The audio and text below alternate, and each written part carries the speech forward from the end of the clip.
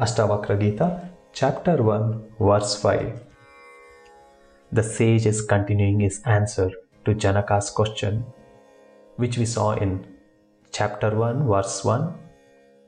And he's saying, you do not belong to Brahmana or any other caste or to any ashrama. You are not perceived by the eyes.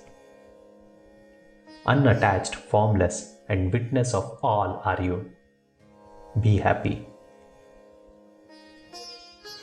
Now, in ancient India, there were 4 castes.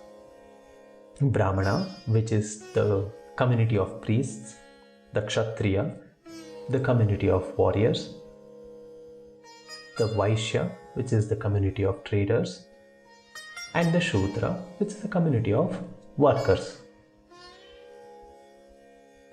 And also, there are 4 stations in life, or we can say different stages of life. One is Brahmacharya, which is a student life. We are going to Gurukul, studying. Grihastha, which is the householder life. Vanaprastha, which is the retired life. And Sannyasa, which is the life of a renunciate. Though the king was from the warrior caste and Janaka was a Grihastha, who is a householder, right? The sage says, you are none of these. We need to understand why the sage is saying this. What is he trying to mean here? He just is trying to say that you are not the body and don't get identified by any of this. If you are not the body, then what the body experiences is also not you. The sage is stressing on this because the mind is very manipulative. And it always comes in between and tries to get identified with something or the other. That's the nature of the mind. The sage knows this, and very smartly he is repeating in different angles for us to be aware of this, for us to see this, for us to experiment on this. The sage says, whatever is being seen by the eyes is not you. You are not the eyes, and then how can you be the thing that is being seen by the eyes?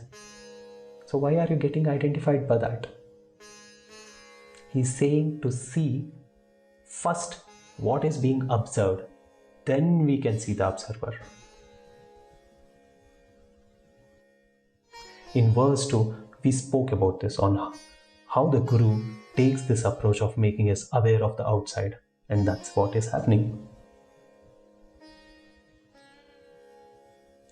Whatever you are seeing is not the truth. Do not believe in it.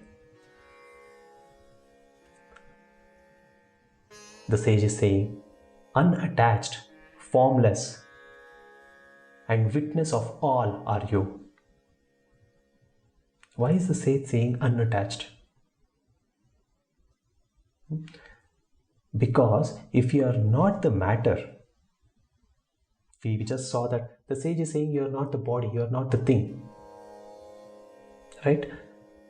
If you are not the matter, then how can you be attached to something that is matter? How can you attach yourself to an illusion? We can argue that only a desire or lust or hunger is the body. But here we will see how emotion is also our body. Let's take an example, right? So let's say we are in a certain place, say in a beach or in mountains where there is a cool breeze. How your thinking would be there? How your emotions would be?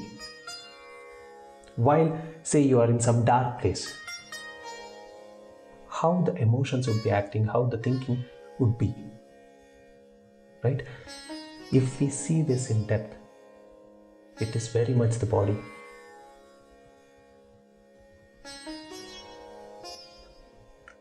And the sage is saying, don't get identified by it.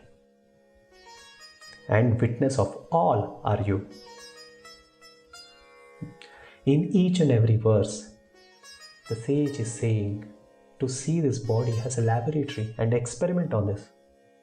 See this very closely. Dissect all of this and reject the false. The sage is stressing in all these verses that do not accompany the false. That is when you will be happy. And in this very moment, you will be happy.